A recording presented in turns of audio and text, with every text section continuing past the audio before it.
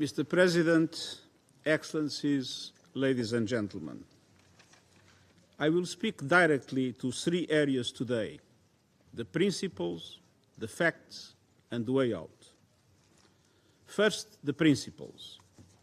The UN Charter provides the foundation for the maintenance of international peace and security.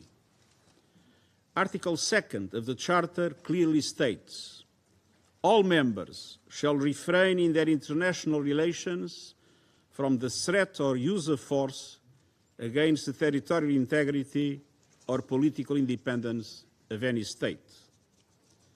International law and international humanitarian law must always be respected.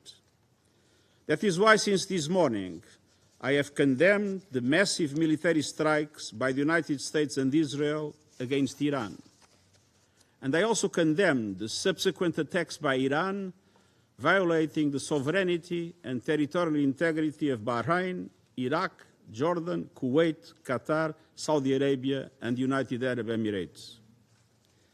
We are witnessing a grave threat to international peace and security. Military action carries the risk of igniting a chain of events that no one can control in the most volatile region of the world.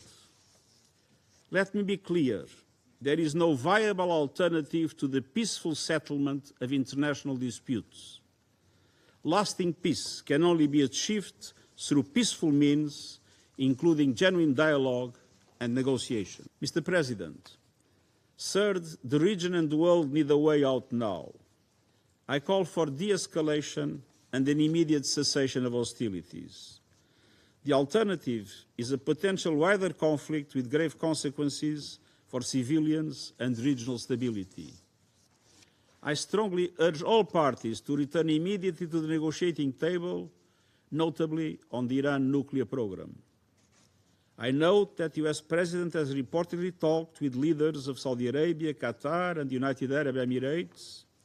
Iran's foreign minister has reportedly spoken to his counterparts in GCC countries and Iraq, and everything must be done to prevent a further escalation. To this end, I call on all member states to strictly uphold their obligations under international law, including the UN Charter, to respect and protect civilians in accordance with international humanitarian law, and to ensure nuclear safety. Let us act responsibly and together to pull the region and our world back from the brink. Distinguished delegates, this is a moment in history that requires moral clarity, and President Trump has met the moment. The most fundamental duty of any sovereign government is the protection of its people. Operation Epic Fury is directed towards specific and strategic objectives: to dismantle missile capabilities that threaten allies, to degrade naval assets used to destabilize international waters, and to disrupt the machinery that arms proxy militias, and to ensure the Iranian regime never, ever can threaten the world with a nuclear weapon. As President Trump said last night, for decades, the Iranian regime has willfully destabilized the world. It has killed American forces and citizens, threatened regional allies, and jeopardized the security of international shipping upon which the world depends. Its massive support for violent proxies, declared terrorist organizations, the Houthis, Hezbollah, Hamas, and others, has brought bloodshed and disorder across the Middle East for far too long. This is not speculation. We know this to be true, and our men and women have paid for the actions of this regime and the IRGC with their lives. No responsible nation can ignore persistent aggression and violence. The regime in Tehran has led attacks that have cost American lives. Hundreds of U.S. Marines in Lebanon, thousands of troops in Iraq. American hostage after hostage has suffered. Our ships fired upon dozens of times in the Red Sea. Iran has armed and financed militant organizations that undermine lawful governments and destabilize an already fragile region. Iran's continued pursuit of advanced missile capabilities, coupled with its refusal to abandon nuclear ambitions despite diplomatic opportunities, presents a grave and mounting danger.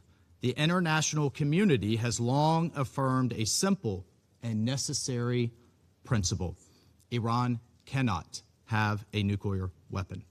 That principle is not a matter of politics, it's a matter of global security, and to that end, the United States is taking lawful actions. But today, alongside our ally, the United States, we act to stop it. Israel stands before you today having acted with the United States to confront and stop an existential threat before it became irreversible. The operation targets nuclear infrastructure, ballistic missile sites, the machinery of repression that fuels terror across our region. We did not act of impulse.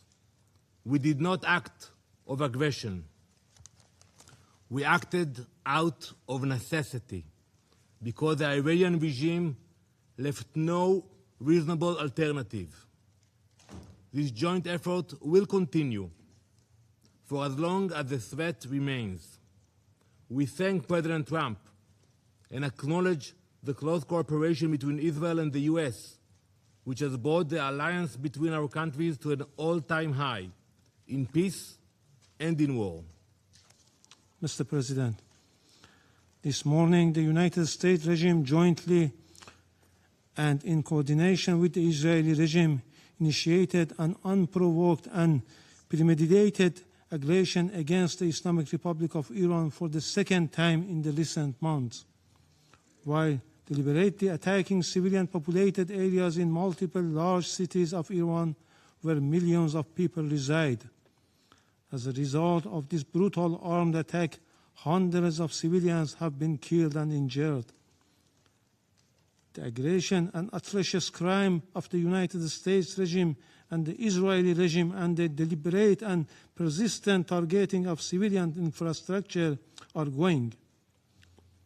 In addition to the numerous civilian residential buildings, the aggressors have also targeted a school in the city of Minab, Hormozgan province, killing more than 100 children. The number of innocent civilians continues to rise. This is not only an act of aggression, it is a war crime and a crime against humanity. Yet today, once again, the representative of the United States, through a regrettable pattern, has attempted to distort facts and rely on misinformation to justify the blatant aggression of the United States and Israel against my country. The facts, however, are unequivocal.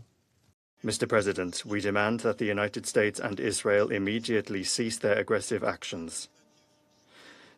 An alternative to resolving the Iranian subject, including its nuclear component, the alternative to peaceful and diplomatic means simply does not exist, and it never has. We insist on the immediate resumption of political and diplomatic settlement efforts and the pursuit of solutions based on international law, mutual respect, and a balance of interests. I thank Secretary-General Guterres for his briefing and support his call for de-escalation and return to diplomatic negotiations. Today, the United States and Israel brazenly launched military strikes against targets inside Iran, causing a sudden escalation of regional tensions. China is deeply concerned about this development. China consistently advocates that all parties should abide by the purposes and principles of the UN Charter and opposes and condemns the use or threat of force in international relations. China stresses that the sovereignty, security, and territorial integrity of Iran and other regional countries must be respected.